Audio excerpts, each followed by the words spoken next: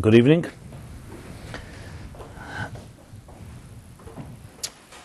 Simon Jacobson is my name. I welcome you for another episode in Wednesday Night Live. And tonight's theme is becoming stronger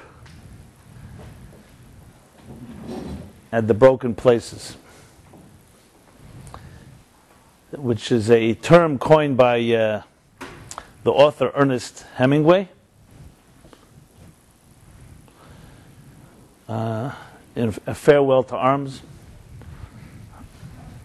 He writes that that life, the world, breaks all people, and many are strong or stronger at the broken places.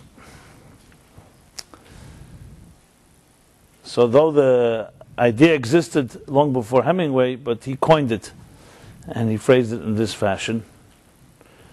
I thought it appropriate, especially because it is also the theme.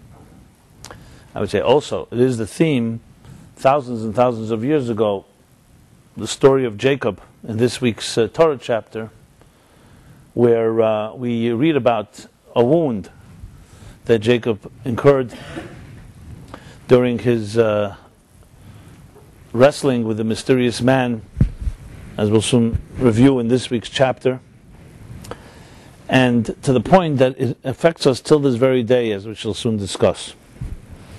So I thought it appropriate, especially the topics and themes I choose to talk about are really guided not by my own intuition or feelings, but really by you. Not necessarily everyone sitting in this room or everyone online, but when I say you, I mean people that I've had the privilege and honor to be in contact with through my life, and listening and interacting and communicating with people. You get to hear about different life challenges that each of us has. And there's no one that is immune from challenges. So there's a common theme that, of course, comes up again and again,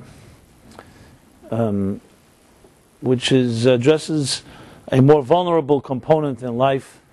And as we know, some of the most important issues are the ones that are least spoken about.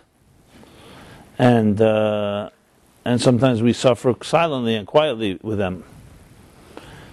So, is there a person on this earth that is not wounded in some way? You know, we have all been wounded.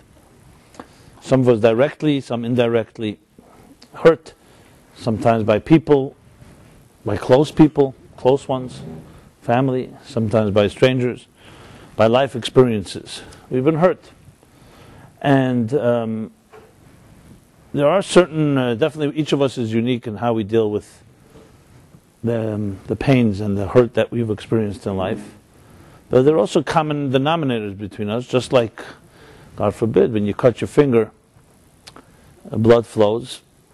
It'll flow the same way by each of us, and it will heal the same way, except, of course, in minority of cases. But there's a way that people hurt and a way that people heal.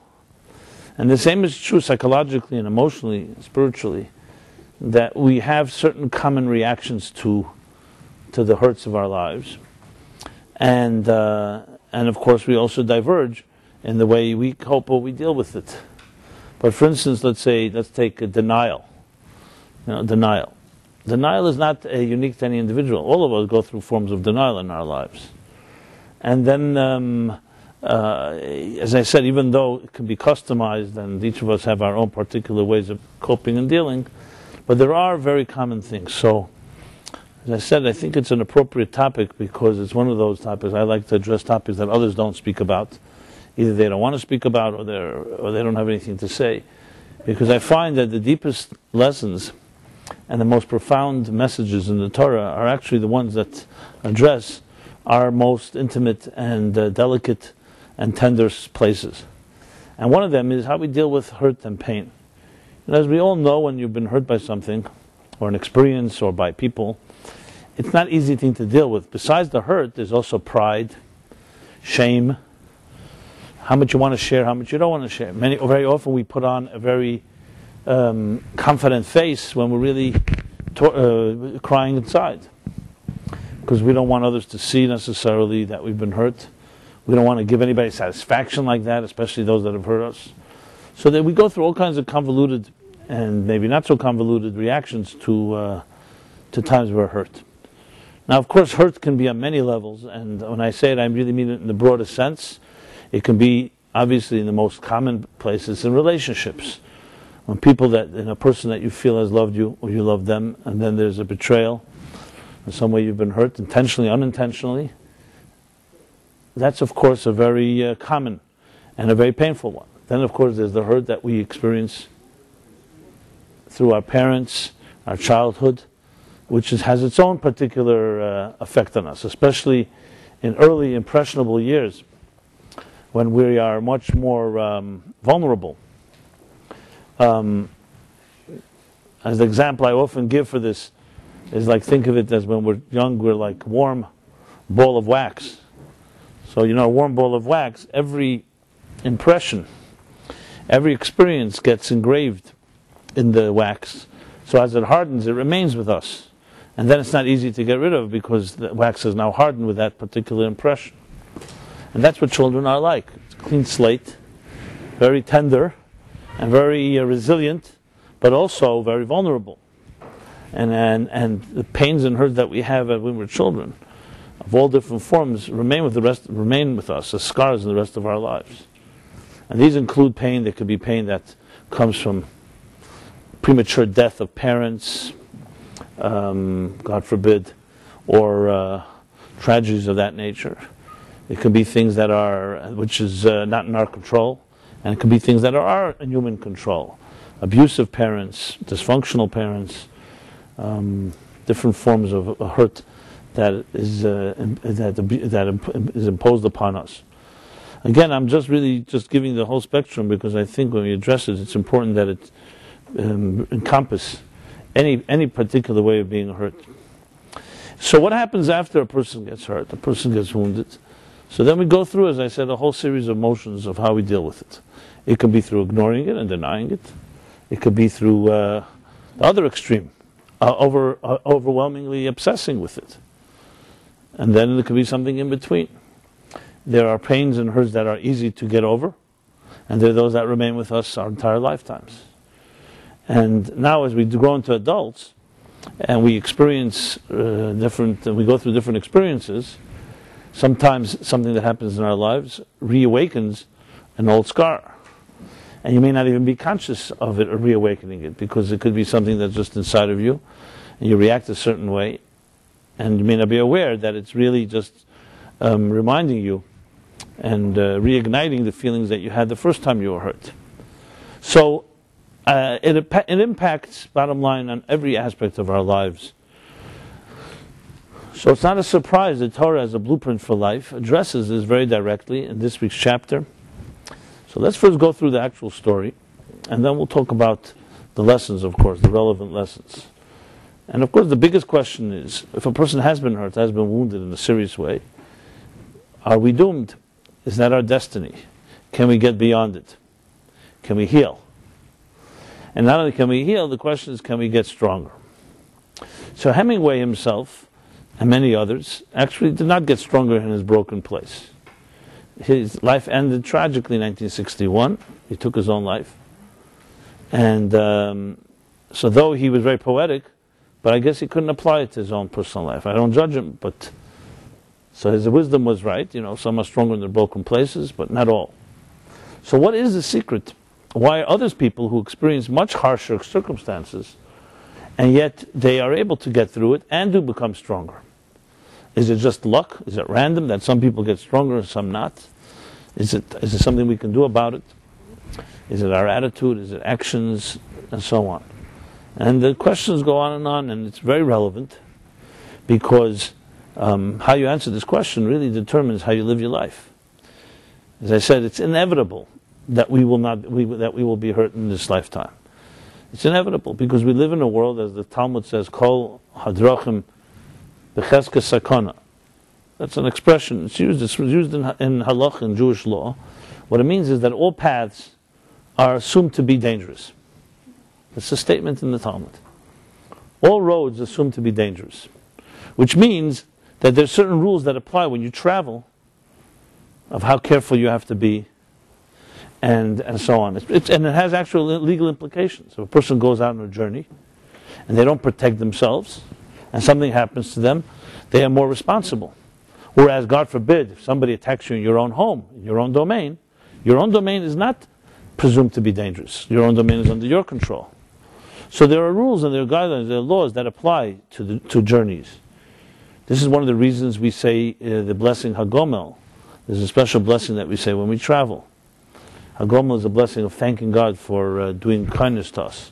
And we say it in 4 circumstances, as the Talmud explains. A person travels in a desert, over a sea, comes through, was in prison or was in the hospital. There are circumstances we make blessings on because they are particularly dangerous circumstances. Today, for example, the custom is if you travel on a plane, especially overseas primarily, a plane that's just local, most people rule is not necessarily the same situation, but there are different opinions. You make a blessing, the next reading of the Torah called Hagomel. Is that God does kindness to us. So the ruling in the Talmud, which in a way captures the essence of life, that all the paths of life are assumed to be dangerous. This doesn't mean that we have to live paranoid people and everything is danger lurking anywhere and keep looking over your shoulder. It just means that we have to know that this world is not necessarily a hostile place. And potentially things have to happen and you have to be prudent. Now, of course, the paranoid people say just because I'm paranoid doesn't mean no one wants to get me. But I'm suggesting here that even according to this Talmud, we don't have to live with that type of constant fear. It's just a matter of prudency. So we live in a world, what it really means psychologically is that we live in a world that can hurt us. And no one is immune to that. As soon as a soul comes into a body, and a body is vulnerable to the elements and to other people, we need food, we need drink, we are affected by the cold or by the heat, and we're affected by other people, so we are vulnerable. Things can happen, intentionally or unintentionally. So knowing that statement, and being aware that life is that way, of course we pray to God that it should be the minimum of any hurt, but this is the world we live in. So there are philosophers and thinkers that just take a very pessimistic view and say, hey, that's life, and just accept it and resign yourself to the fact that if you get through life not being too damaged, you should be happy. There are others that go the other approach, especially in Far Eastern thought, and say there is no such thing as evil in this world. And there is no such thing as danger. It's all your attitude. If you really look at it, everything is for the good. And the Jewish approach, as we shall discover, is neither of the two, and both. The Jewish approach is very realistic on one hand. It does not say that the material world and your being hurt is an illusion. There are mystics in Far East especially that claim that. And that you have to always turn the other cheek and never reciprocate. And you are part of the problem if you experience being hurt. And there are even extreme disciplines where people allow themselves and subject themselves to being insulted, so they should build up an immunity and come to realize that that is part of the pettiness and the illusion of this material universe, the fact that we're insulted, and you have to know how to transcend it. Jewish thought does not accept that type of approach, because on one hand this world, as I just said, has a dangerous element. But on the other hand, Judaism also does not accept the resignation and the pessimism and fatalism of some, that there's nothing you can do about it. Judaism, this is the purpose of existence, that we live in a world that has its dangers, that has its vulnerabilities, and you can do something about it. That's the beauty of Judaism. So it's not one extreme or the other, that you're either a victim or the whole thing is an illusion. There are real circumstances, challenging ones, but we are partners with God, and with every challenge that comes our way, we have the ability to transcend, to heal, and, yes, to become stronger at the broken places. So the question is how? So here's the story of Jacob. So Jacob, as we discussed last week, in last week's chapter, after 20 years of living in a corrupt environment, his uncle, who becomes his father-in-law, Laban, he now finishes his 20-year tenure in Haran, the wrath of God, the wrathful city, and makes his way back to Israel. So this chapter begins where the last one ends, and that is Jacob is coming toward Israel. Now remember, the reason he left Israel in the first place, Beersheba, was he was escaping from his archenemy, who happens to be his twin brother, Esau. So Jacob is not really aware of what is going on, what's going to happen now. 20 years have passed. That doesn't mean everything was forgotten. So Jacob sends messengers. That's how the chapter begins. He sends messengers before him to Esau in Edom, which is on the way to Israel where Jacob is traveling, to find out where Esau is holding. And he says, go tell my Adoni Esau, how do you say Adoni? My master, Lord Esau, in other words, with respect. This is what your servant Jacob says. Jacob is showing a certain respect to him, deferential, and says to him, tell him that I was living with Laban till now. And I delayed till now. As I discussed last week, the expression he uses, Im Lavan Garti, I lived with Lavan, but the word Garti is also the same letters as the word Tayak, 613, referring to the 613 mitzvahs, is saying, I don't come alone, that I lived in a very corrupt environment, and I was able to maintain my spiritual integrity, and that's what I come armed with. And then he goes on to through the messengers, to try to impress on Esau that he's powerful, they can reconcile. And we learn here, by the way, the three methods. This is incidental to the discussion of this theme here, but it's relevant in some ways. That a prudent individual, how do you deal with adversity? You deal with it in every possible way. You pray, which is what Jacob did. He prayed to God to help him. The second thing he did was he used his seichel, his mind, to find a way to appease Esau by bribing him basically with some gifts. And the third thing he did, he prepared for war. As the chapter continues, he divided his camp. Remember, he had his family, he had his children, his wife, and he had many servants and so on, and of course many belongings, animals and cattle. So he divided them, preparing for war. The end of the story, he only needed 2 out of the 3. The prayer and the appeasement worked. But he prepared in all particular ways. So here's right there you have a lesson in life. When someone says, what do I do when I'm challenged? Which is the best solution? So you have people who are all warriors. Esau was a warrior. You have people who are pacifists at all costs. You know, Gandhi was an example of ultra pacifism that I alluded to earlier, that sees evil in a way. The only way to really deal with it is not necessarily fight it, but just to ignore it, or to peaceful type of war. And then you have people who are religious, let's call it religious fundamentalists, and all they do is pray. So you have 3 options. And what did Jacob do? He did all 3. That's what a prudent person does. You prepare in every possible way. You know, you say, well, why is prayer not enough if he was a man of faith? Because faith is not about passive acceptance of your destiny. Faith is about being a very proactive individual. The illusion, or let's call it this way, the stereotype of faith is weakness. You know, people talk about faith in the context of, it's a crutch. You have nothing else to rely on, so you rely on faith. People of reason, enlightened individuals, don't need to depend on our own resources. But that is a distortion of true faith. That may be faith of little children and juvenile people who are programmed and robotic and just are conformists. True faith, if you look in the Bible, there are people of faith described as faith. Abraham was a man of faith, and he was not a pushover. When God says to him he wants to destroy the city of Sodom, Abraham did not just say, "Oh yes, my Lord, I accept your decree." He instead gave God a hard time, actually. When Moses hears and sees the pain in Egypt, he doesn't tell God, "I accept your will." He challenges God. He actually accuses God, "Lama hiresa lama zeh." Why do you do evil to these people? When Pharaoh was the one that was bathing in the blood of Jewish children, he accused God, Moses did, a man of faith. And he actually was reprimanded for that, but nevertheless he stood his ground. And the same with, as I said, Abraham also said to God, what will people say? Does the judge of the entire universe not do justice? These are people of faith. You can actually say the entire basis of prayer is pure chutzpah. If God decreed that someone, God forbid, is sick and is in a hospital, what right do we have to go and make a Misha Berach, a prayer to challenge God's will? A person of faith should just dutifully and be obedient and say, this is what God wants. I don't do anything about it. Basically prayer, which is you say, Hi Ratzon, may it be God's will. You actually are challenging God. You want Him to change His will.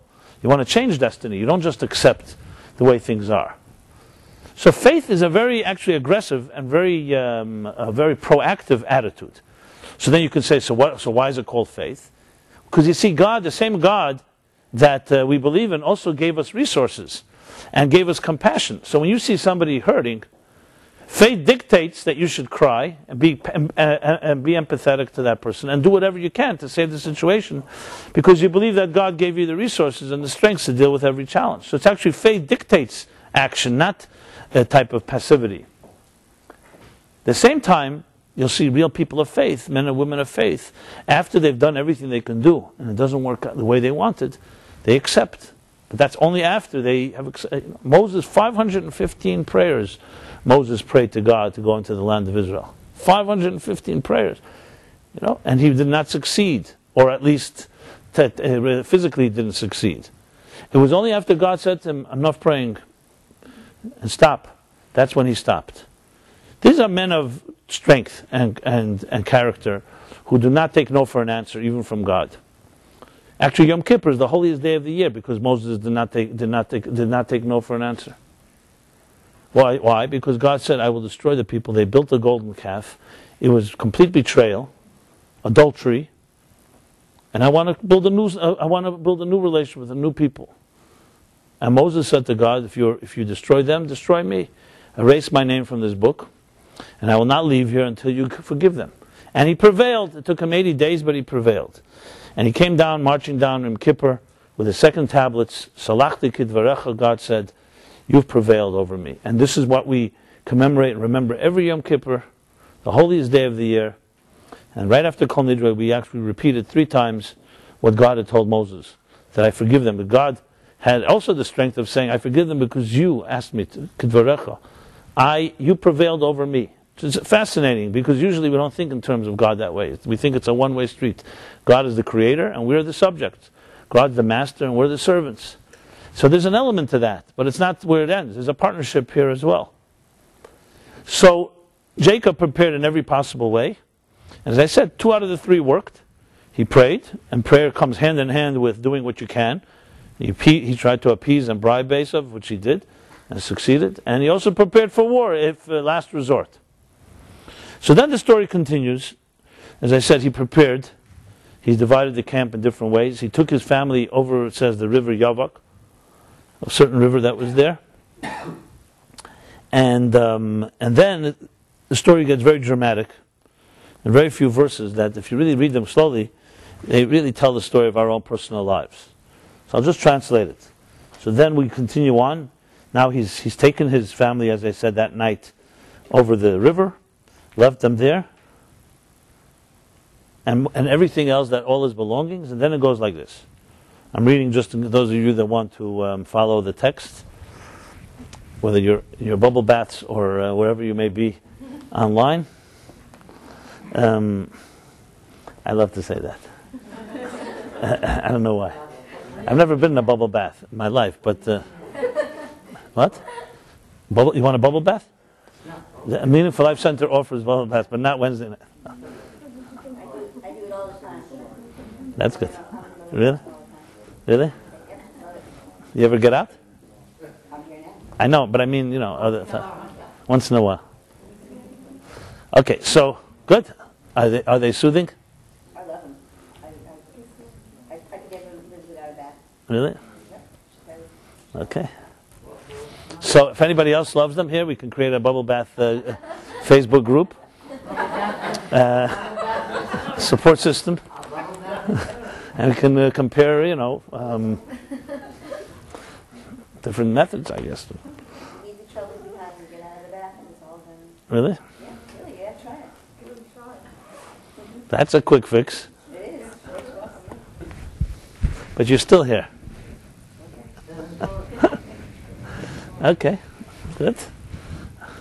I'm definitely going to dedicate a full class to bubble bath. I would do it now, but since I have to stick to the theme, or else I may be fired. By those that didn't hire me yet. My friend Philip sings about his fears of worrying, that he's worried about being fired even though he wasn't yet hired.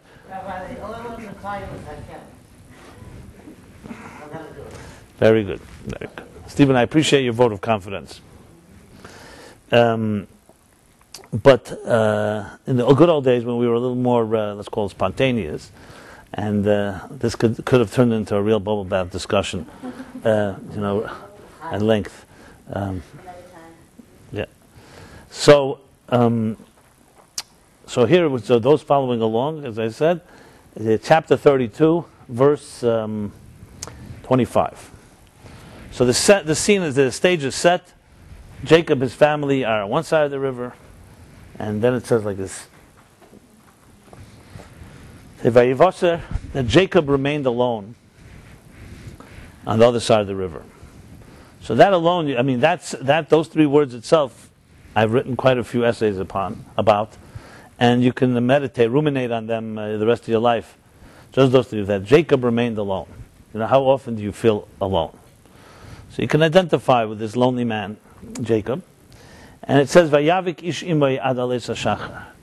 And a man, doesn't identify who, a mysterious man, wrestles with him all night until ales hashachar, until the dawn rise, until the sun, until the rise of the dawn.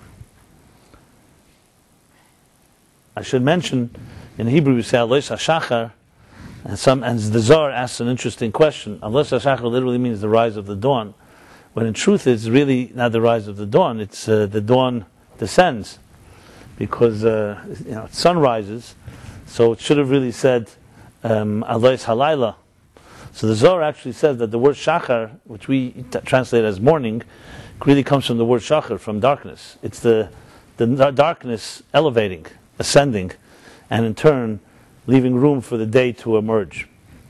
So ales hashachar really referring to the ales hashachar, the night rising and leaving earth. And technically that's exactly what happens. As the sun begins to shine, the darkness recedes. And then he goes on, and just in one verse, so we have that one verse, the wrestle.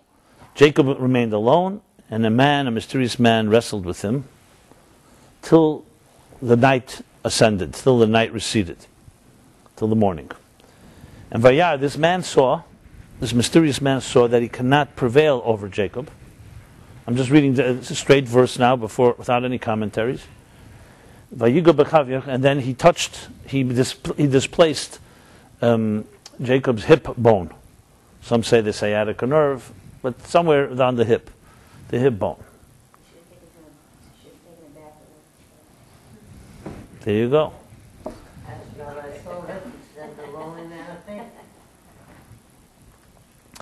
And while wrestling with him, he displaced this hip. Jacob would not let go of this mysterious man,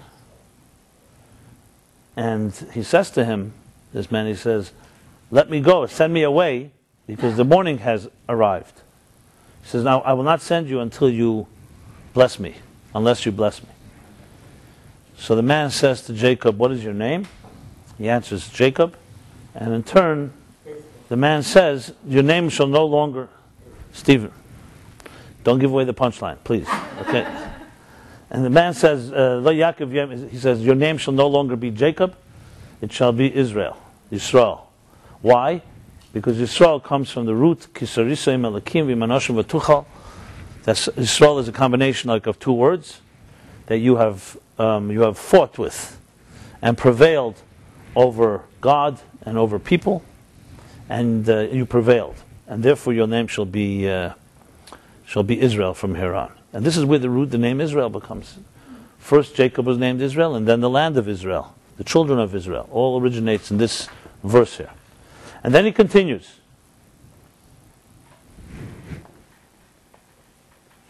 Another mysterious verse. And Jacob in turn, it's a cordial thing to do. He asked him what his name is. So Jacob asked him, what is your name?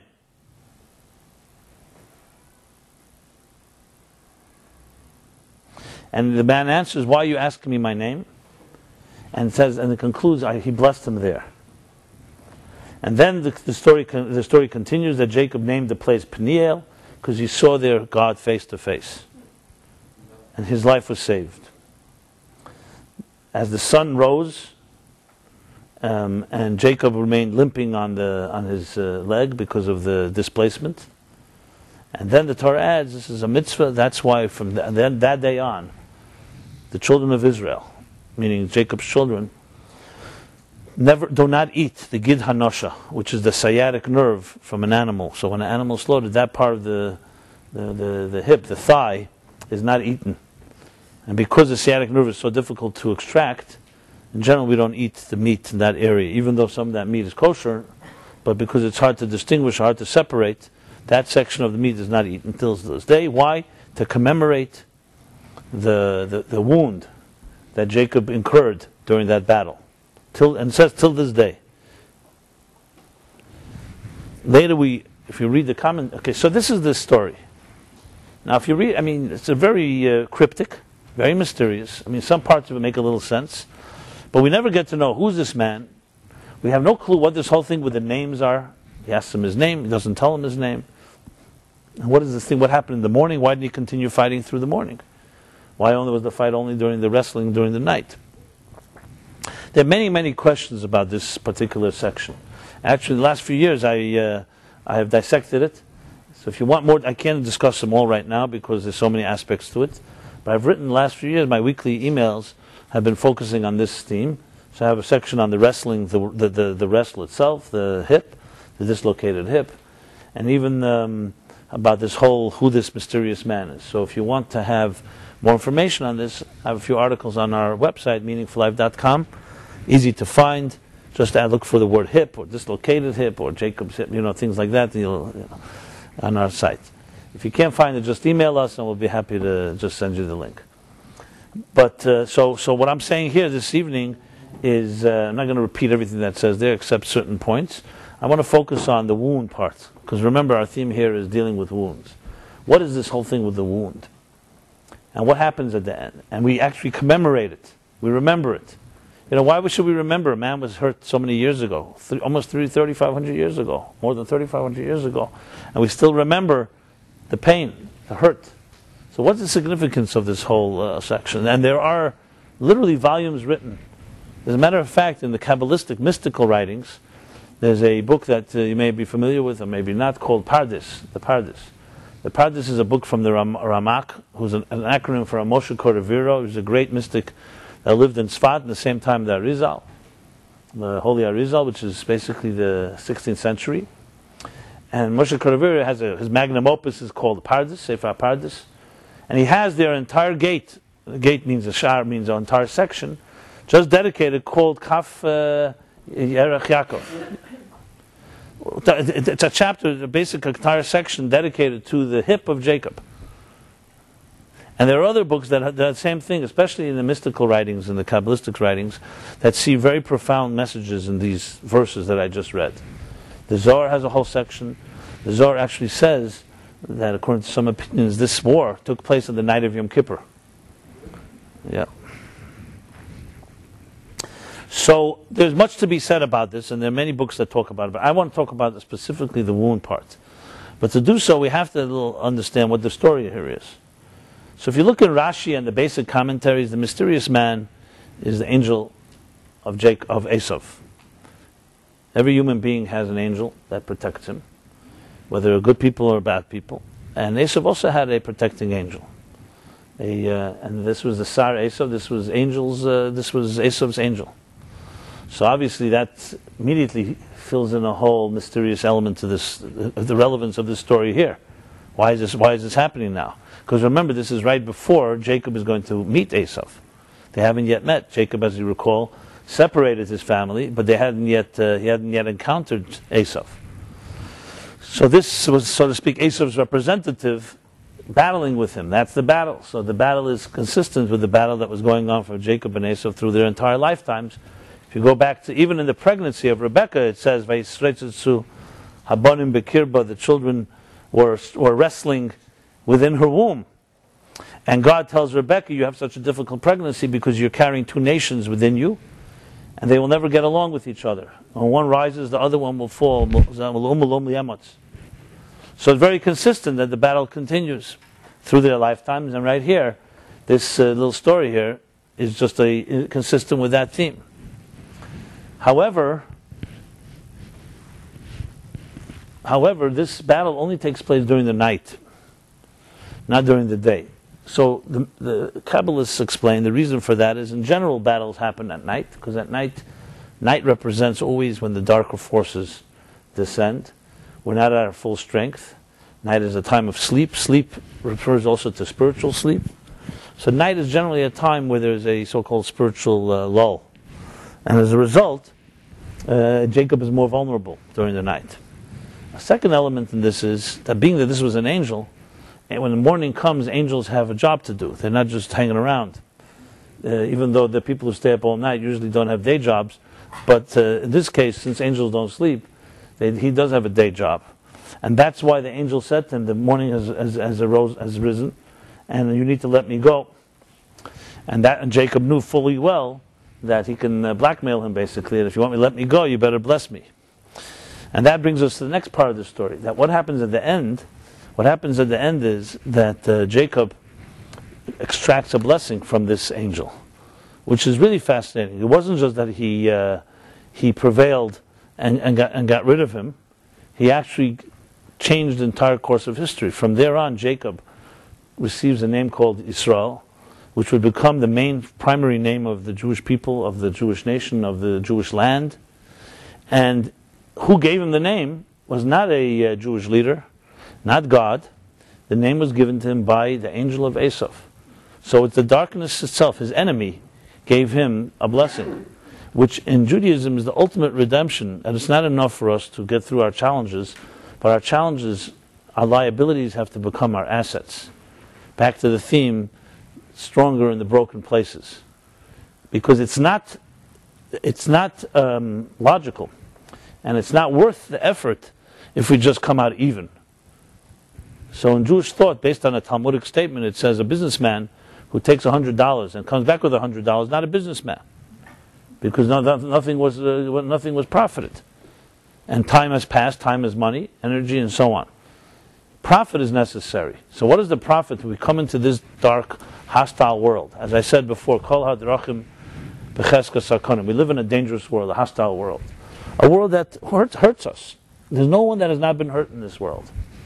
So the Jewish thought dictates, and this is based, of course, on God's plan, that it's not enough to come out unscathed and intact and unwounded. You have to come out stronger than you entered. And that's why Jacob was not let him go. He wanted to redeem this battle. But there was a price, and the price was the displaced hip of Jacob. But there's a happy ending to the story. Jacob was healed. And that's why the Torah talks about the sun coming out, and the sun actually healed him. But we always remember, even though Jacob was healed, you don't find later him limping around. Even though he was healed, we always remember the wound. That's the most fascinating part of all. It's one thing if Jacob remained wounded forever. So you could say, okay, remember, it's a form of commemorating that Jacob paid a price to extract that blessing, that the Jews should be called Yisrael, and all the power that that name gives us, which I shall soon discuss as well. You pay a price. So we commemorate the wound, the price that Jacob paid. But the fact is Jacob was healed at the end. So why do we still not eat the Gid Anasha? Why do we till today remember a displaced hip of a man that lived 3,500 years ago? It seems a little obsessive. And the answer for that is because we too are wounded in our lives. And remembering the wound is not just about remembering a painful experience. It's remembering all the wounds in life, and remembering that a wound is part of the plan, and that we too can heal from our wounds. Had we forgotten the wound and just said, okay, look, we got the name Israel, and we don't even remember what happened, then we're missing the main point. There's a point to the story. The point is that we too go through our own hurts and wounds and injuries. If you go a little deeper, Nachmanides, the Ramban, based on Medrash, says something very moving about this little section here. He says that when the angel of Esav wounded Jacob with a displaced hip, he didn't just wound Jacob. His wound would be the wound that would reflect all the wounds of all the Jewish people and all the persecutions and all the deaths and all the killings. So the Ramban, of course, lived in the Middle Ages, but based on what he said, includes the Holocaust.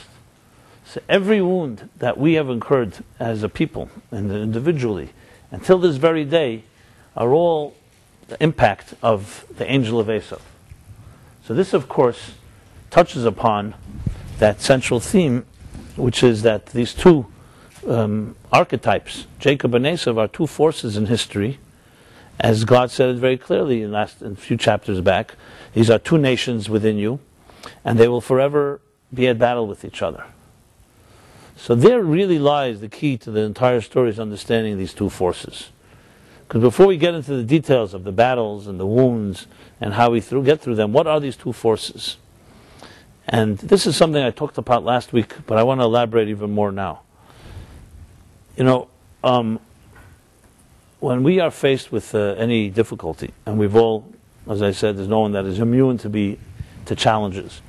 Some challenges greater than others. The general attitude of a human being when you're faced with the difficulty is you just want to get rid of it. Right?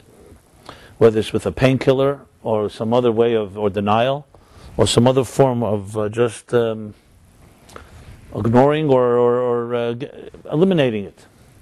And we'll try to find the quickest way to get rid of a painful situation, which is fine.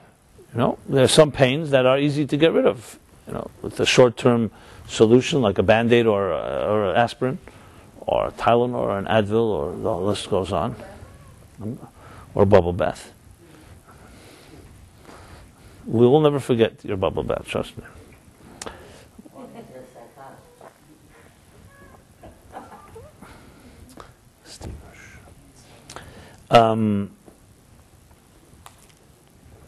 However, there are pains in life that are not that simple. You know, you can deal with symptoms, but you can't necessarily deal with the roots. And then the pain does not really go away. And this is a topic that every thinker, philosopher from the beginning of time has struggled with. You know, it's one thing when things are going well. It's easy to take things for granted and so on when things are going well. But what do we do with the darkness of life? And there are many, many theories have been posited of how you deal with it. Even philosophically, I'm not even getting now emotionally, just philosophically. You know, some deal with the struggle of the issue of theodicy, which is how do you reconcile a good God with evil, with bad things in this world? Why do bad things happen to good people? That issue. And then there's the philosophical issue in general of how is it possible that if there is a God that is good, that there even be room for anything of negative nature.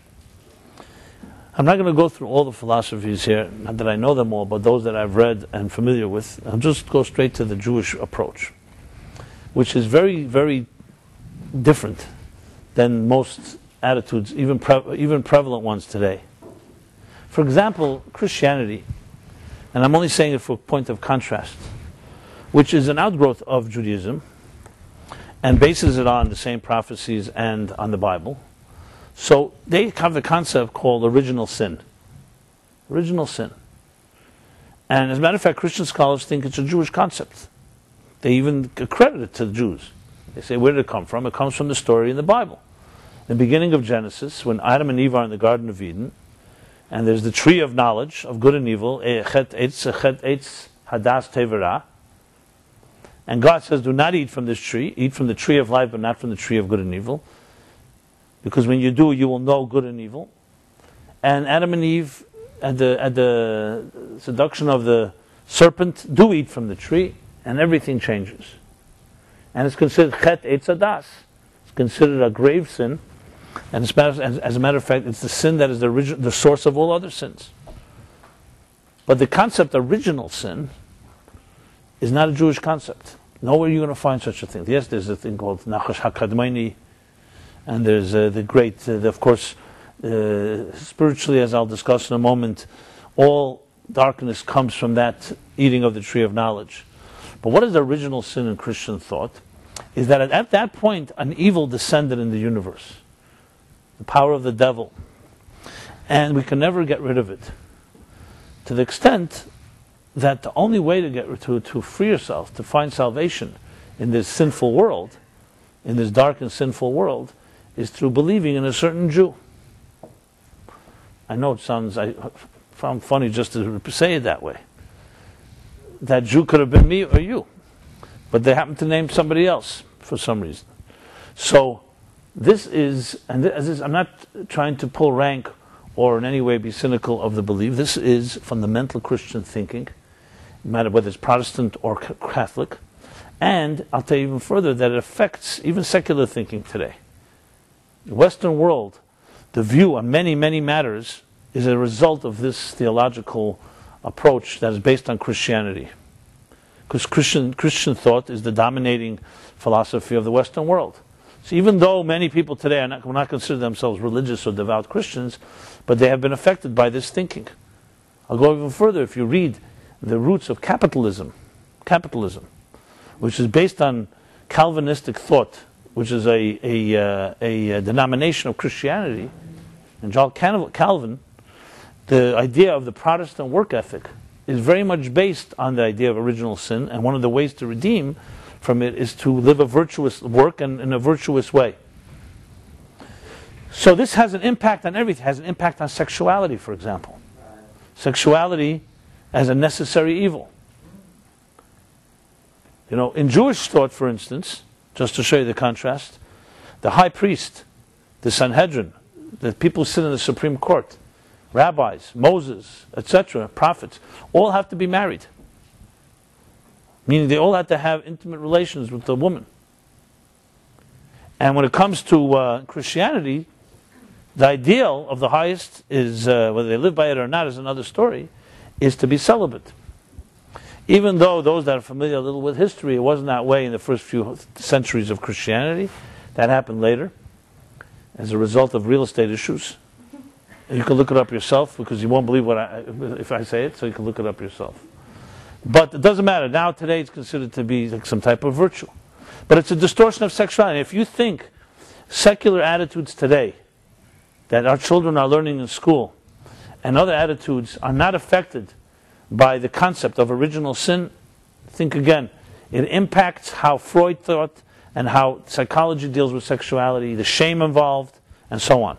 Nachmanides, I mentioned it before, but in a different letter, in a different place, wrote an entire letter that many grooms read, and brides and grooms read before they get married, where he opens up the letter saying that sexuality is not, as some think, an ugly or sinful or shameful experience. It's a divine force. Now, he doesn't directly say he's disputing another attitude, but it's clear that he's coming to, and I submit here that he's coming to say this is not the way the rest of the world thinks about it. So what happened when Adam and Eve ate from the tree of knowledge, yes, sin did enter the universe, but never in a fundamental way that it became more powerful than good. That's the key thing. This is a good world, according to the Torah. That the goodness is concealed as a result of sin. As opposed to saying that sin is a power that is equated and equal to, or even more powerful than, Kedusha or holiness. That's why Jews do not accept or believe that through a human being you can get connected to God. Each of us has the power to do tshuva. Tshuva is considered to be the ability, every person has the power to be able to correct mistakes. Now, it sounds so simple, but it's not so simple because, as I said, Christianity says tshuva doesn't work on its own. You have to have other interventions. I'm only saying it for a point of contrast. So now to go back to this idea of good and evil and the battle between good and evil, Esav and Jacob very much represent these two forces. But they were twin brothers. They were not strangers. They were twins who grew up together and were in the same womb together. It doesn't get closer than that. And yet they represent two archetypal forces, individual and collective and in history, that are at odds with each other. So the way the mystics explain it, and Hasidic thought elaborates on this, is that they represent the body and the soul. Both are necessary components, and God created them both. And they are twins. Because when you read Esav emerges, it says Esav was the warrior. Yaakov Ishtam Yeshev Aholim. Esav is Ishmael Cham Yedid Tzayid, Ishmael Cham Yedid Tzayid. So Jacob is the scholar, the wholesome one, and Esav, the antithesis, his alter ego, is the warrior. Now it doesn't say that Esav is bad and Jacob is good. These are two components in life. We need both inside of us. You can say the soul is more of the wholesome one, the scholar, the one that connects to God through prayer, through study, and so on. And the body part was also given to us. The body is a warrior. We do have to fight our battles in this universe. You know, there are battles to be fought to protect ourselves. We have to fight the elements. War per se is not necessarily a bad thing. It becomes a bad thing if it's the only thing that consumes you. And there's no balance. So we have these two forces that are part of life. And here's the most important statement of all. This is exactly the way God intended it to be. So to try to come up with some philosophy to say, let's avoid darkness, or it doesn't exist, or escape from it, that's not correct. God put the soul into a dark world. And that's where the Arizal explains in Tzimtzum, God concealed his presence, and that's the world he created. That's what he wants. We pray and hope that the darkness should not be more than necessary. You know, it's bad enough just the concealment. But the concealment leads to everything else. And that's what happened when they ate from the tree of knowledge. They fed into the concealment and allowed it to manifest.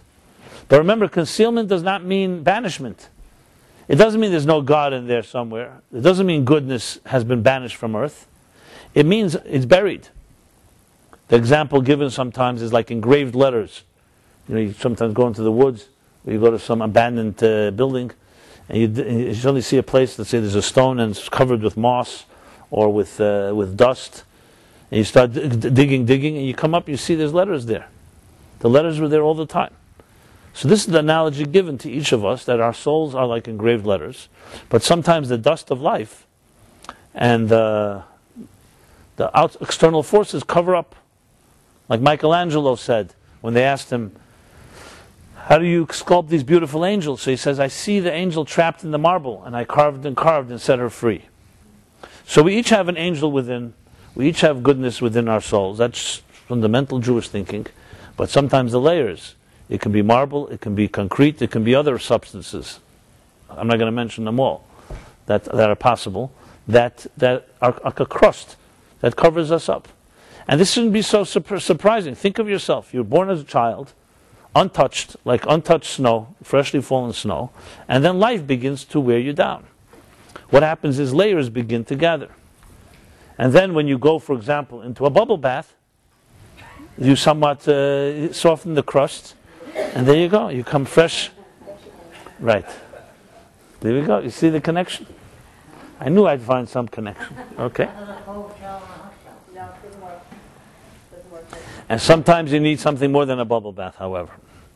I'm sure. But the point is that I could just see so many people right now listening, jumping into their bubble baths as we speak, right? Try it out. Try it out at home, friends. Oils too. You don't always put bubbles with the oil. Okay, I understand. Well, God blessed us with water. Water is a cleanser. It starts with the water. Imagine only the oils and the bubbles without the water. That would be a problem, right? Okay. Stephen, Stephen, you're overreactive today. You have to, Stephen, listen, absorb it all, and we'll talk after the class. Shh. Okay. So now let's go back to the story. This introduction is vital, as you'll see, because it really puts the whole thing into context. Now let's go back to the story that we're reading here. So this battle, this confrontation between Jacob and Esau is the recurrent theme, and there's much to be said about it.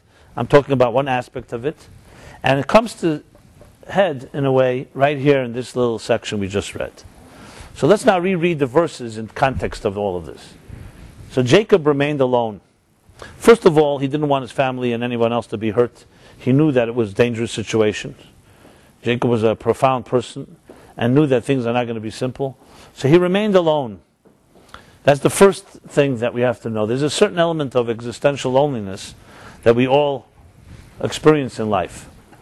I mean, just to describe it, no matter how many people love us, and that itself is also a big if, but even if you have a person that truly loves you in a deep way, the fact is there's a part of us that always remains alone. That when you walk home alone at night, at the end of the day, there's a part of you that is just you alone with your issues. You know, hopefully you can find someone that cares about us, we could share. But there's an aspect of a certain sadness and a certain loneliness in this universe. Sometimes it's more profound than other times. And I said this doesn't mean we can't have friends and there aren't ways to encounter it. So when it says that Jacob remained alone, it was telling the story that each of us has the moments we remain alone. And I don't have to explain, I'm sure you all had those moments. And sometimes they're very sad. And sometimes they're just part of reality. Often it's in times when we're hurting, because then we feel even more isolated, that nobody can relate to us. And usually in a time of simcha, joy by nature, you bond and connect with others. You want others to celebrate with you. You celebrate with them. It lifts you up somewhat on the wings. But when we're hurting, it's often more lonely experience. And it's very demoralizing and all that comes with it. So he remained alone, and of course, being at night and being vulnerable, he was open to what would happen next. And ish vayavik ishimai. And the force, his alter ego, came to fight with him. And that's what happens when we are alone, and when we feel dark. What happens is other voices come in, start attacking you. The assault begins, because you're a weak point. You know, when you're with others, when things are happening, when you're busy, when you feel productive and confident and happy, it's usually not that easy for those negative voices to come attack. But when you're alone, and you start thinking the worst scenario, you're very vulnerable, and that's when the other side attacks. And the Torah doesn't have to get into who this is, even though it happens to be the alter ego of Jacob, Esau. But whatever that issue is, every person has their mysterious voice that comes and challenges you. And the battle can be quite fierce. Vayavik ishimai. One of the articles I wrote explained Vayavik. It comes also from the word dust, because it says the dust, they were wrestling, so the dust of the earth rose all the way to the Kisei HaKavod, to the heavenly throne, which itself requires explanation. What does that mean? But that's not relevant right here. And this goes on through the night. But the next thing we have to know is that night always ends. So just like night, you can rest assured that night will come, which means there will always be moments of darkness in our lives. Also rest assured that the day always comes too. Some of us only remember the first half, that the night comes. So even when the day comes, say, okay, big thing, a day, well, it's going to be night soon again. You know, but think of it the other way. Some people see the night coming, they say, yeah, but it's going to be day again. So it's just a matter of what your what's your what's the word I want to use? Status quo is. What your assumed, what your natural reality is, and what your superimposed reality is. Like there's some people, when the phone rings, who has something bad to say to me? And there's some people, when the phone rings, who has a check for me, you know? There's two different attitudes. And they're usually shaped very much by our own childhood, because people who have been hurt a lot, and it's become part of their consciousness, they always are expecting to be hurt again. There are even phenomenon of people who've been seriously abused by people that love them, that when someone loves them, they expect the next thing is to receive a slap. They know this is how it's etched in stone. It sounds like the Twilight Zone, but that's what it is.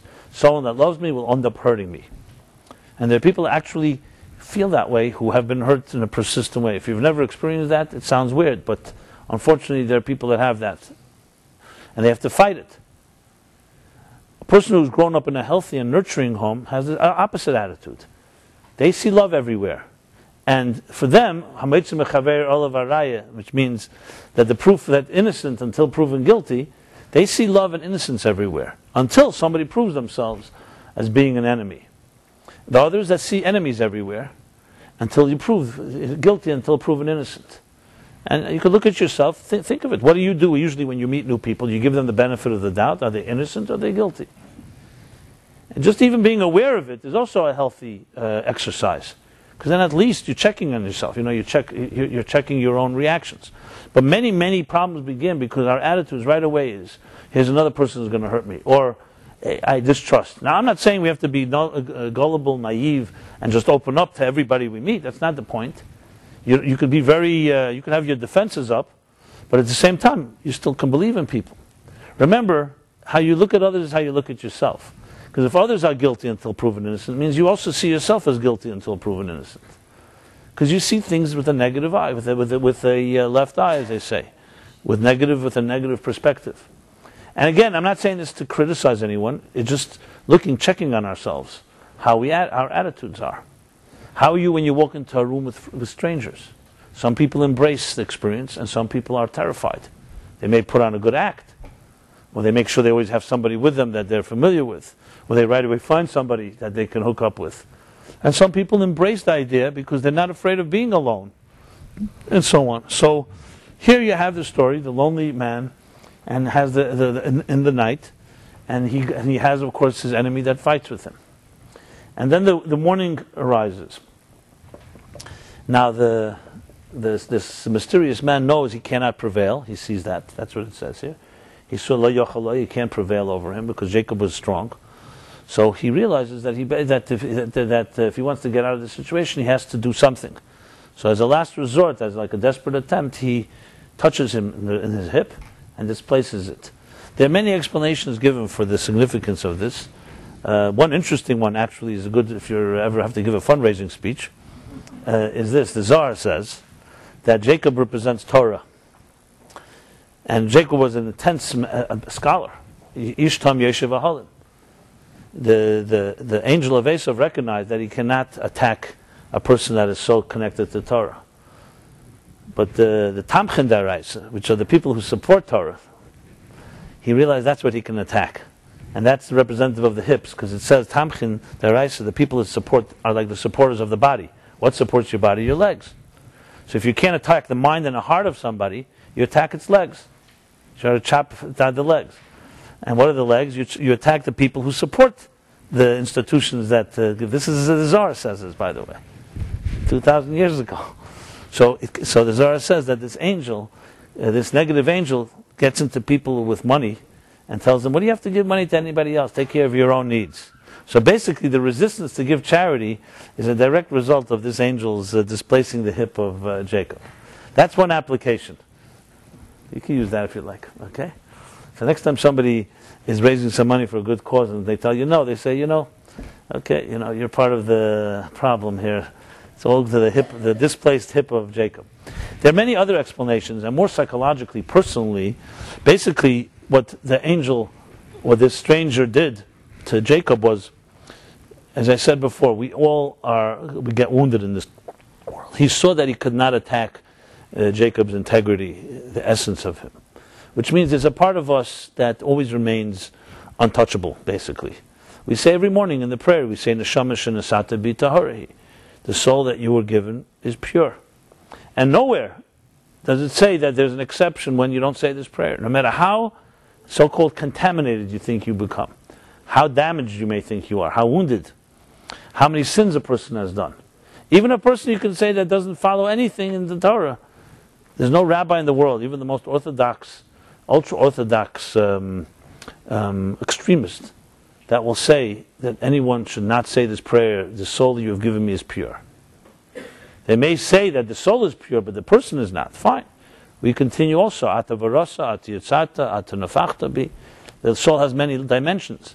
But there's an element in a person's soul that is never touched by anything. Not Esav, not his angel. No force of evil, no force in the universe can contaminate a part of you. Why is this so vital? It's vital, especially in healing. I deal with many therapists. And I always say to them, even those that are so-called anti-religious and feel bringing anything of faith or spirituality into the therapeutic environment is considered a compromise or whatever their reasons are, but not putting it even in religious context. If you don't believe that a person has fundamentally a soul that preceded any abuse or any hurt or anything that they've experienced, how can you give a human being hope that they can never heal? It would be like a doctor who doesn't believe that he can heal and he's just taking the money to prolong the agony or whatever, to minimize the pain. Fundamental to all healing, I'm talking specifically now spiritual and psychological and emotional level, is that you believe there's a part of the soul that transcends anything that experiences. There's no such thing as a soul being destroyed or a soul being murdered. Yes, on outer layers of psychology, outer layers of the soul can be affected. Freud and Freudian psychology is based on the concept of the id, which is a German word, refers to that let's call it the raw beast inside of a person. Selfish, me. It's all about self. And it's involved with sexuality. And then Freud talks about an ego, a superego, superimposed faculties that we introduce to create some coexistence. Because if the id was in control in every person's life, we would kill each other. We would not be able to coexist. There would be no civilization. So Freud got it right to the point that there is definitely essential core that drives a human being. Actually, there's a verse in the chapter Noach. It says, "Yetzer leva adam ra min urav." Yetzer leva. That's where the word Yetzer hara comes from, by the way. What's Yetzer leva? There's a side within a person. Yetzer leva adam. There's a side of the heart that is ra, that is evil from childhood. That is selfish. Actually, is really the right translation. So, however, that's the second chapter in the book of Genesis. There's a chapter before that. It's called Bereshis. And Yetzer leva adam says in Noach. It doesn't say it in Bereshis. In Bereshis it says that every human being is created b'tzelem Elokim, in the image of God. So how do you reconcile the two? And the answer is there's a Yetzer Tov and there's a Yetzer Hara. There's two sides to a human being. Fundamentally, we are the image of God. And it doesn't say right after that there's another side. It takes another chapter to say it. The distortion of original sin, by the way, is reading the chapter Noach before the chapter Bereshis and not understanding this message. So the Torah, when it defines a human being, it defines a human being as a piece of God. However you explain that. But that's what it says. Nivra Adam b'tzalmenu kidmusenu b'tzelem Elokim, which all means in the image of God, the human being was created. So I said, what that means needs to be explained, but that's the definition. It doesn't say a human being is an intelligent creature, an emotional creature, a manipulative creature, an evil creature, definitely not. Image of God. That image of God, however, is placed inside of a body. Vayipach ba'apav nishmas chayim. God took the dust of the earth, okay, and imbued it with a soul, breathed into it a soul of a divine soul, and there's a battle, the battle of Yaakov and Esav. So no one denies there's a battle. No one denies there's an id. And Freud got it right, but he only read Noach, if he read it all. But there's the thing called a yid that's deeper than the id. The pintele yid, why ID instead of ID? So he dug only that deep. Maybe it was that was his relationship with his mother, got him there. But there's a deeper level called a spark, a divine spark. We say sometimes in the word is yichida shebenefesh. So there's yichida, there's chaya, nefesh, ruach, neshama, 5 dimensions of the soul. The yichida part, yichida liata, is never touched by it. It does not have any blemish on it. To really go further, the Zohar even says, nefesh kisechta, the verse is nefesh, a soul when it sins, nefesh, a spirit when it sins. Nefesh is the lowest level of the 5. But the Zohar says, nefesh kisechta tva. It says it like a question, how is it possible that a soul can sin? Even on the level of nefesh. The soul wonders, is it possible that there could be a sin that touches that level of the soul? Or maybe sin is only on the level of the body, or the channels that connect the body and the soul. But regardless, there's definitely a dimension that remains pure. But this stranger understood, I can't attack Jacob, but I could attack the extremities. I'll wound him on a lower level.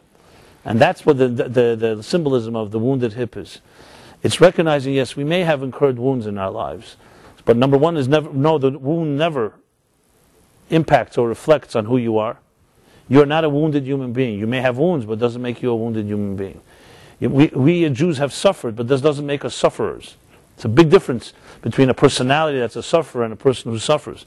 There are people who are unbelievable dignity to their spirit, and they've suffered. They don't become sufferers. They do not become victims. And you've seen it. We've seen it. We've seen it after the Holocaust. We see it today. People who have that type of aplomb, dignity, even when they've suffered. Because they never allow the suffering to define who they are. That doesn't mean they ignore it. It doesn't mean that they are not in pain. But they never allow it, because that their pride. And their divine image doesn't allow them to succumb to the fact that I've been hurt. At the same time, it doesn't mean that they haven't been hurt. They're not in denial either. It's not like, oh, everything is just so great. It's recognizing, however, that the wound happens in a certain place, isolating it, and dealing with that. And as I said earlier, the wound of Jacob is the wound of all of us. It reflects all the wounds that every human being would ever endure through the end of time. And that's why we remember it through the Gid Hanasha. Because, as I said, there's two extremes. On one hand, we remember that nothing can really hurt us fundamentally. Nothing can destroy you. But that doesn't mean we don't remember and don't recognize our wounds. As I said, we don't have a Gandhi-like attitude of pacifism where we deny or we ignore evil. No, we're ready to go to war, you have to go to war. That doesn't mean we're warriors. It just means you do what you have to do, what's necessary. And there's an expression later in the later chapters in Deuteronomy and Dvarim, it says, Kiseitze l'melchama alevecha. You go out to war. You're never at war in your home. If you want to go to war, you're going, but it's not you. Even a person who knows how to fight doesn't mean that's different than becoming a fighter. Esav is a warrior.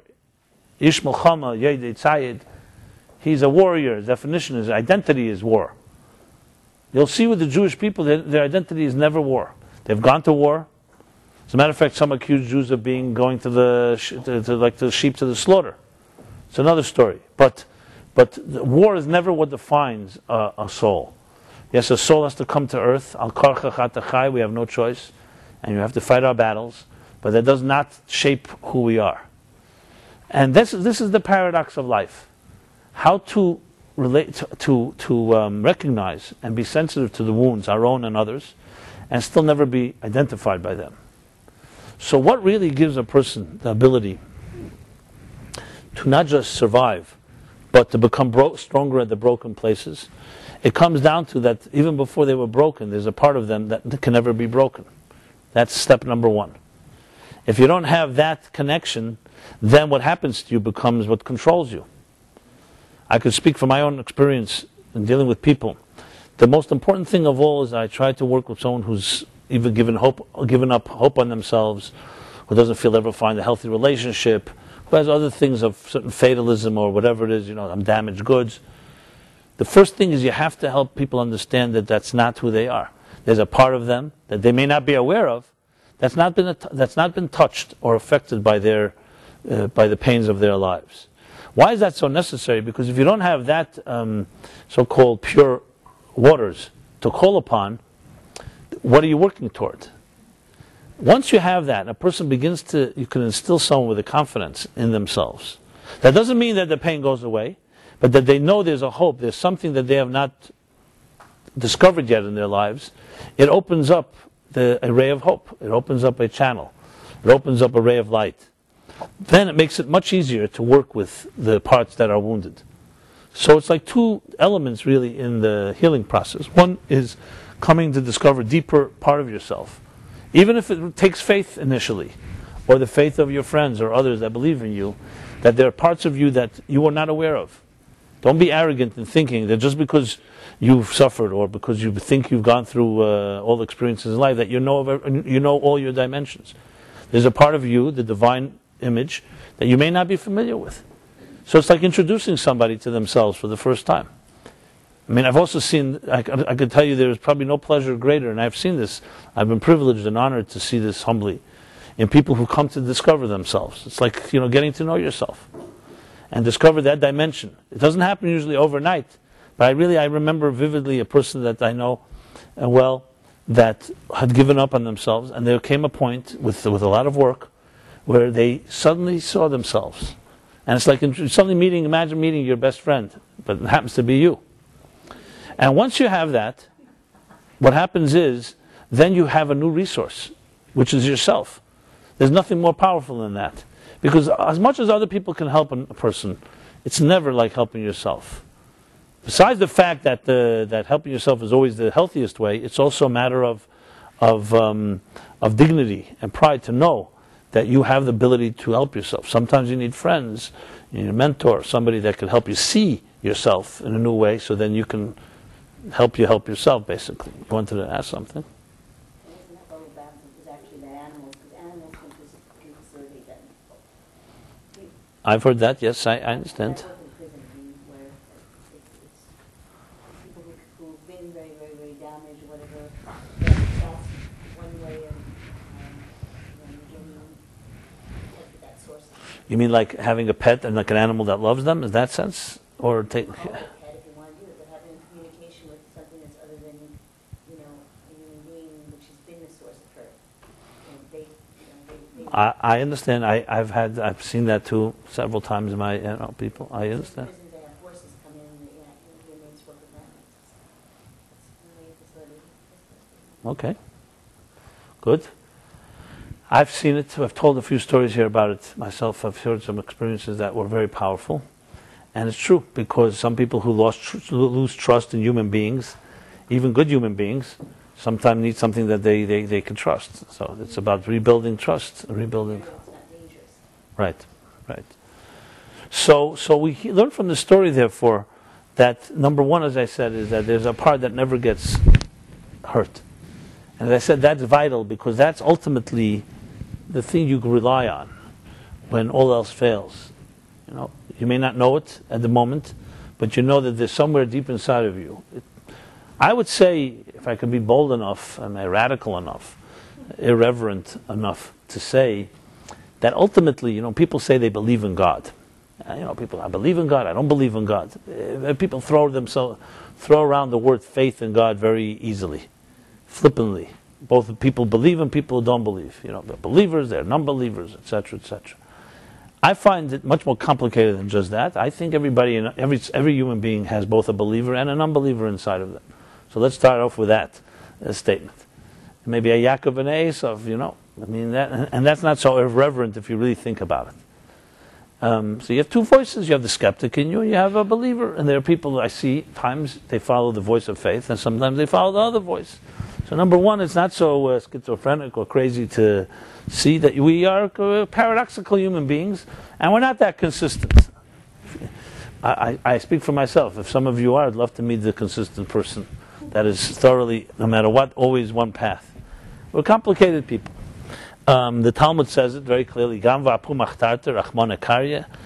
a thief that prays to God before he goes out to steal, that God should help him succeed. So God says, "Lo signev," which is one of the 10 Commandments. And this man, it's one thing say, I don't have God now, I ignore God, I wish God is like asleep or he's not watching or something. If that makes sense or not, doesn't matter. But to go and pray to God and say, listen, I want to invite you to a party. It happens to be that we're all going to be doing exactly what you told us not to do, but I want you to be part of this, and I'm praying to you to succeed. That's like a little insane. But that's not surprising. The Gemara, the Talmud also says, Ein adam ever avera elim kein nichnas by ruach shtus. A person doesn't do a sin unless there's a moment of insanity, a ruach shtus, a spirit of shtus. So maybe a sin is a form of insanity. Not that you can use it as a plea, Stephen. So remember that, okay?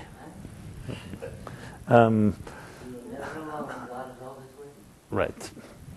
So there's the element of a certain concealment. We become a little crazy. What happens when you're suddenly tempted, seduced by something? We all know. After the moment of seduction, you look back and you say, how could I have been so obsessed by something? And sometimes you do something that could have dire consequences forever and ever. But that moment that you get consumed, you're literally like insane. And again, it's not a defense, because we are responsible human beings. But we all know that everyone's had that type of moment of obsession. And that moment, nothing can stop you almost. Unless you simply put your foot down and say, no. Or you pause, or you say, I will wait a night, let me sleep on it and see tomorrow. 95% of mistakes we make, I'd even say higher than that, would not be made if you pause for a few minutes. Because it's the moment. It's that moment that completely takes control. So we have these two voices inside of us. I was going to say that, the reverend thing I was going to say was this. So when you say faith in God, people say faith. I believe, this one doesn't believe, this one's an atheist, this is a radical atheist, this is a moderate atheist, this is a centrist atheist, and then there are believers and agnostics. I know all this because I remember once writing an article about believers and atheists, and I got a whole barrage of letters. So I said believers, there are radical believers, there are moderate believers, and there are, what do we call lightweight believers, whatever you want to call it. Okay. So an atheist, I like put into one category. So I got a letter from one of the directors of the Atheist Society of America or something. He reads my weekly emails. He loves them, he tells me. He's Jewish. He says, an atheist like me can accept a God like yours. That's what he always tells me. Whatever that means. So I became known for some people like the God of the atheists. The rabbi of the atheists. I guess I acknowledge that we all have a little atheist inside of us. But at least when you think about it, so then faith in God, we use that word. But let's be blunt what that means exactly. What that means exactly. I'll tell you what I think it means. It's easy to mouth slogans. If you grew up in a traditional home, I grew up in a traditional home, I went to yeshiva, I am quite familiar what it means to be a mechanical Jew. Let's put it that way. And I'm not saying it's necessarily always a bad thing. Some people, by habit, routines, if they're doing good things, they may be conformists. And if they're challenged, who knows what it'll be. And many are challenged. But I'm not going to go. I'm not getting down to my usual critique of mechanical Judaism, which I have plenty to say about. But let's, for argument's sake, mechanical. Okay, so belief in God. I don't know if a person like that worked on believing in God. They grew up with it from young age, as I did. You grow up in the morning, you say Modani, you go to yeshiva school, the prayers, what you eat, how you eat, everything's regulated. Shabbos, kosher, there's nothing that isn't regulated. And you're told this is what God wants. So I'm not getting now into whether this is the right method, not right method. Obviously, you can understand between the lines that if it doesn't come integrated and you don't own it's problems. And obviously, with a little skepticism, like I have a bit, the mechanical Judaism wasn't going to work for me. But I could see for some people, fine, it works. They're good people. They're people who are charitable, giving, build healthy families. Does it last? Is it lasting? Can you really build a formula around it? Probably not. But as I said, again, I'm not getting into that point. But the word faith in God, but at least a person like that acknowledges, look, I grew up a believer. My parents were believers. Everyone around me are believers. So, I believe. It's easy. It's not difficult for me to believe. Push comes to shove. I don't know whether they really believe or they're just they're going through the motions, as they say, by rote. Mitzvahs anoshim milumada. Means mechanical Judaism, and God has some pretty harsh words about it, actually. But then you meet people who did not grow up with it. Did not grow up with tradition, did not grow up with God even. Actually, they may have grown up in a home that was anti-God and anti-religion. And they too, you can also argue, they're also conformists, just from another ilk.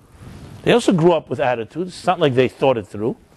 But them, it was not a given. Or they grew up in environments that saw God in a negative way, saw religious people in a negative way. And they too are essentially in the same boat as the first group, except they have a different programming. It's like two different programs. Two robots. One is a religious one, one is a not religious one. Pretty good matrix. So when you talk about faith in God, so how do you really determine? How do you say, just because somebody says they believe in God, doesn't mean anything. And someone says they don't believe. Like Vayishlach Baditchever said, the God you don't believe in, I also don't believe in.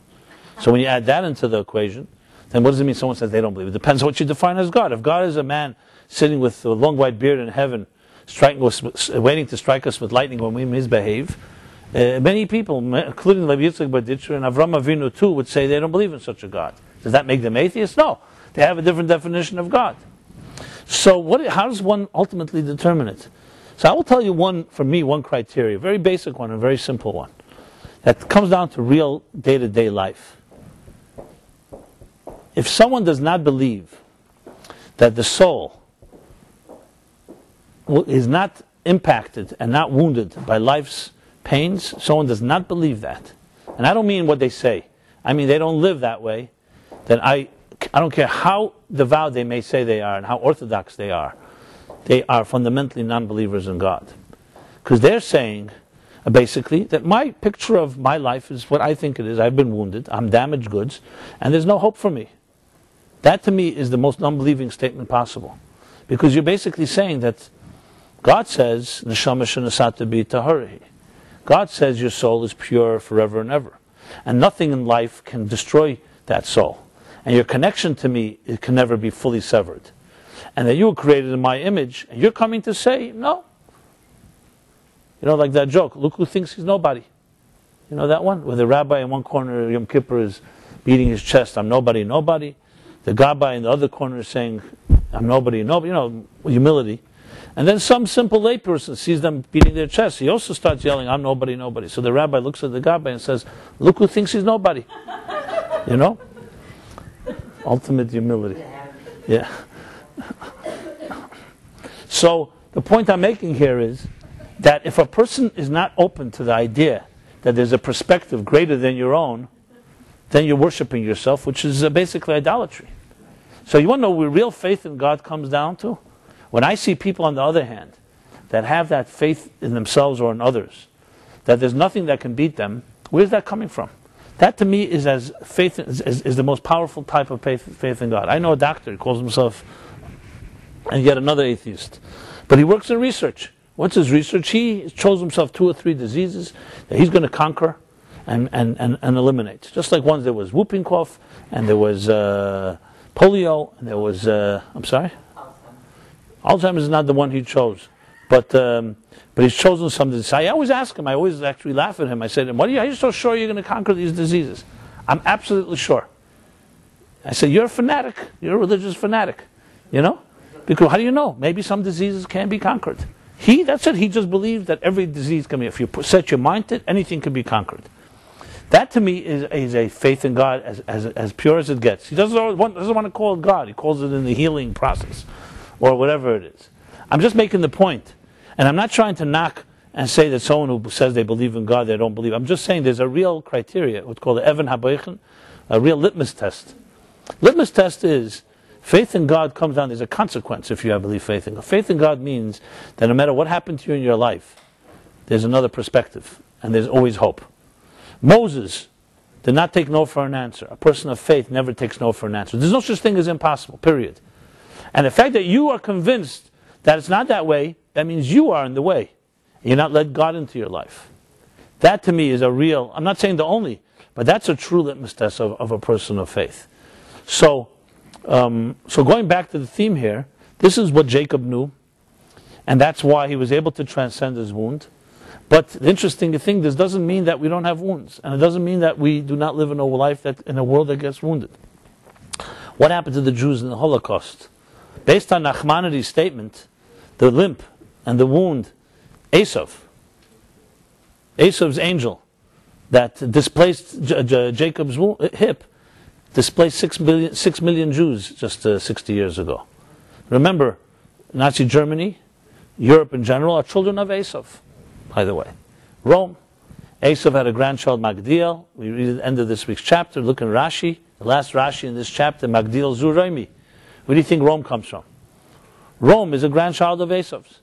So we see Malchus Edom, basically the Western civilization, Western Christian Roman civilization, which is basically Europe, Russia, and so on, the Western world, are grandchildren of Esav. So it's not that surprising that Esav's angel had an impact till the end of generations, because remember, the greatest persecution of Jews was under the hands of Esav's grandchildren. Not as much under Yishmael, just for the record. Not as much in the Muslim countries. That's why Sephardim had a usually easier time than the Ashkenazi Jews. Another issue, that's more of a tangential point, but what is relevant is that Esav's angel had an impact. And we've left limping. You know, we don't need a better example of it. We don't have to go back to the times of the Crusaders, which are also coming from Rome, or the time of the pogroms, or the time of the Inquisition, and all in the name of Jews being Christ killers. So it all comes back to Rome and Christianity and so on. And we have our own Holocaust of our century, last century, and we were left limping. A third of the Jewish nation was decimated physically. 1.5 million children, innocent. And we don't have answers, and I'm not here to come give any answers because I don't have any answers. You know, we have plenty to complain to God about that. But we're left limping. And what happened? 1945, the war is over. You know, I wasn't born yet, but and my parents, they come from Hitler had another counterpart who was another grandson of Esau. His name was Stalin. He was also a match. And many of us either have family or parents who went through this hell. And what happened in 1945? If you think, look at the clock. I have no doubt. I met people who were wandering Europe after the war, after the liberation, the camps were liberated. You talk about people who everything was, they have nothing left. Not only no home, no city, no family, nothing. And no one knew who survived. It wasn't like there was some type of statistic or announcement, everybody survived. People wandered back to their towns, some didn't go to their towns, the DP camps, etc., etc. And it was like, in many ways, no one even knew the extent of the Holocaust and how many people it impacted and stuff like that. So they're wandering around Europe, and if you were an objective observer at the moment, you'd think, this is it, the Jews cannot survive this. It's not 1,000 Jews or something like this. You're talking about 6 million Jews. It's a big, big number out of 18 million. And which 6 million? Hundreds of thousands of leaders and rabbis and scholars. You know, the whole Jewish life of over 1,500 years in Europe was amputated just within a period of 5-6 years. How could anyone survive that? And yet, you turn the clock, just a few years later, 1950, 1955, and I was born in 1956, but a generation was born. The people whose lives were completely shattered, rebuilt. None of them forgot, and they still do not forget those that are still with us. And their children don't forget. And there's a whole new syndrome of children of Holocaust survivors, which in many ways has brought plenty of suffering to people as well. So this Holocaust is not just over just because it ended. But there's also a renaissance that no person could ever have predicted. Impossible. And remember that with all this, we still have 50% intermarriage. Assimilation, highest numbers of assimilation. And still there's a renaissance of Jewish life. It's impossible to even fathom such a thing. Because we are the grandchildren of the Romans and the Greeks and the Persians and the Egyptians. You know, we're all these grandchildren. They had greater empires. They had much more money. They had lands. They left monuments. But they didn't leave any families. You know? Nobody lays claim to being grandchildren of Aristotle or of Julius Caesar or of Cleopatra or something like that. I mean, I'm just throwing names out. There's only 3 names I know from that time. There's a few more names we can mention. Alexander the Great.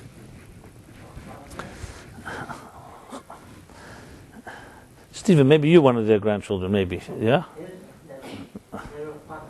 Okay. So bottom line is, how do you explain this? Well, it goes back to this story here. Because we were never afraid of being alone, and we're never afraid of the wars, and whatever wound that impacted on us never destroyed us. And that which doesn't kill you makes you stronger. That's the bottom line. And a few chapters from now we're going to read it. And the more they were punished, the more they were afflicted, the greater they grew, the more they proliferated. So once you master that art of the tea bag, that you don't know how strong it is until you put it in hot water. Once you master that art, and God forbid we should have to master such an art, but we have, you become indestructible, basically. Invincible. That's what a wound can do. It can hurt you, it can destroy you, if you allow it to identify you, if you allow it to shape you. But if you accept it, and you know that it's part of life, and it's what God in some way, in a mysterious way, allowed this world to wound us, but you know there's a part of you that is never impacted by it, then you are invincible. And it's a very challenging thing on a personal level, because today we have a new challenge, which is strangely a different type of wound. It's called apathy. Today we don't have wrestling angels and enemies like Hitler and Stalin trying to destroy us. We don't have that. Today the destruction is coming from within. Apathy, complacency, taking for granted our freedoms. In a strange way, freedom is doing more damage than all the oppression that we've had. And God forbid, I'm not suggesting turning the clock back. It's a great blessing that we have. But our challenge is not to take it for granted. To know there's another war to be fought now, another wrestle. But now it's not a wrestling with an angel outside of you, it's within us. It's that complacency. The attitude is like a guy tells me, a guy I know, when I met him, he was a big skeptic. Today he's a big believer. Well, he was a big believer then too, that's why I was such a big skeptic. And he's an interesting character. You know, he's observant, keeps Shabbos and kosher, but he does not consider himself an observant Jew because he hates what he sees in the Orthodox world. So I was once in Israel with him. I remember we were walking on Friday. I said, come with me on Friday. Jerusalem, it's a nice place to see. I knew I'm going to get some interesting reactions from him because his head is he's got it right on target, except he sees through the whole, let's put it this way, the establishment. And he's a free spirit, but he's a very interesting guy. He lives in Israel now. So we're walking through the streets. I took him to Geula. He would go to Geula on Friday. So, you know, it's like bustling, hustling and bustling. I mean, we have a borough park here. We have a few neighbors that are, but I think Geula is unique. The narrow streets and everyone's running and there's chants and, you know, the works. Anyway, so he asked me, what's in this neighborhood called? So I said, Geula. So he said, I'll never forget, he says to me, so where's Golos exactly? Tell me, you know? This is Geula. And he got it right on target. He says, they're eating too much cholent. Mashiach is never going to come this way. They're just too happy with their Jewish life. They're comfortable, you know? And obviously, it's a great blessing to be comfortable and that we can celebrate our Judaism and you can run around neighborhoods and you see children and the whole hustle bustle and not have to run and hide from enemies. And I'm not getting beyond that. Obviously, that's a great blessing, but every blessing has its challenge. So we have our work cut out for us. But I want to say on a personal note that look, everyone's got their wounds, and every one of us have had to sometimes lick our wounds. Some have our losses. We have our experiences that don't always work out exactly as you want it. You know. Some of us have dreams that were broken, promises broken, aspirations. You know, especially those of us that have gone through relationships that may have disappointed us. You know, the wound of a loving relationship that went bad is very profound. Many people get hurt to the point they don't want to try again, or they do try again, but they don't let themselves really completely emerge because they have the defense mechanisms up. So. We're not talking about we're not denying that there are such wounds. It's not about like saying, oh, the big thing, you know, move on, forget about it, grow up, etc. Wounds are wounds, and they should be appreciated as such, meaning sensitive to them. And when you talk to someone who's suffered, you have to have deep empathy.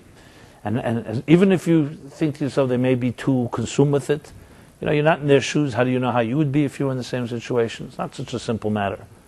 But at the same time, while you have empathy, empathy also means that you help a person discover there's another dimension, and that they're not necessarily trapped only by their past experiences. How to convey that, to both be sensitive to the wound and also learn to transcend, is not easy. It takes a very deep humility, you know, because sometimes it takes time. Even in Jewish tradition, you see the catharsis of healing. Person, God forbid, loses a parent or a close one. So there's a thing called Shiva. You sit Shiva, God forbid. You sit 7 days of mourning. And the Talmud, the Shulchan Aruch, Code of Jewish Law, says that a person who sits more than 7 days, or someone who sits less than 7 days, is considered to be cruel, insensitive. So there's a time to cry and there's a time to rise. And you don't want to force the issue. When it's time to cry, it's healthier to just cry. And that's how it is. You have to have that time. But then there comes a time when you cry properly in the way that you should be crying. Then you also have the power to laugh when you have to laugh. Often those that don't cry when they should cry can't laugh when they have to laugh. That's how it happens. It's always that type of balance that's necessary.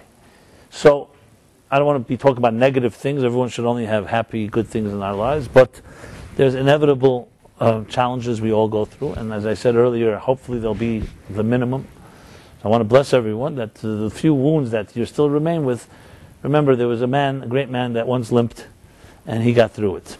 And we all can get through it as well. And history is our witness. We have endured collectively, and look of where we are today. So if you ever need inspiration, just look at a Jew. That's all you need. It doesn't even matter what type of Jew. The fact that we're walking on this earth is Atam Edai, we are witnesses to eternity. And if we could sit here and talk about a man 3,500 years ago on a lonely night wrestling, one man, and talk about it, that's pretty awesome, I would say. It's quite moving. So I feel honored to be able to talk about Jacob, and I feel honored to be sitting with you as well, because in the scheme of, at the end of the day, in the large scheme of things, there's all the little pettiness we go through, the small ups and downs, but there's a big picture. And the key is to let the big picture inform the small picture, which means our daily lives. That every day we have some taste of eternity.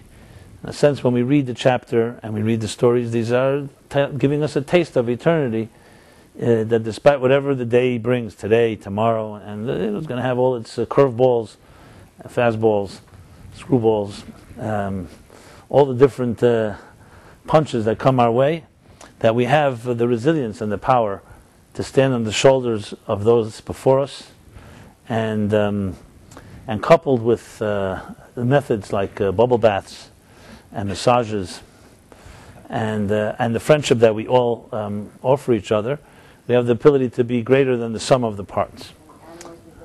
Yes. And so I bid you all good night. It's a great honor to sit here with kindred souls and spirits, and may we carry on this spirit into tomorrow, to our daily lives, to the future. And with our good old Philip, good young Philip, will be continuing this message tomorrow evening, 7 p.m. So Philip right there, the guy in the green yarmulke, the one who looks a little like Woody Allen, no? Like, Woody Allen looks like him. Philip Namaworth right there with the scarf. Velvel has his hand on his shoulder, just in case, trying to identify you. Northeast of me. And we'll be giving his class tomorrow at 7 p.m. What is the theme, the topic? How purpose fuels personal creativity. Okay, that's too serious. If you believe that, you'll believe anything. Okay. How creativity fuels purpose? Purpose fuels creativity. Oh, okay. One way or the other. So, I definitely encourage you to join Philip. Philip has his own unique style and touch, and interesting character. And what else shall I say? I shall say that in case we don't have your emails, please leave that with us so we can stay in touch. And if I could be of any help to you, or same as with Velvel standing right there, and Philip, feel free to call upon us. We are here now standing for almost 4,000 years, and we plan on not going anywhere. So everyone have a great night. Stephen, thank you.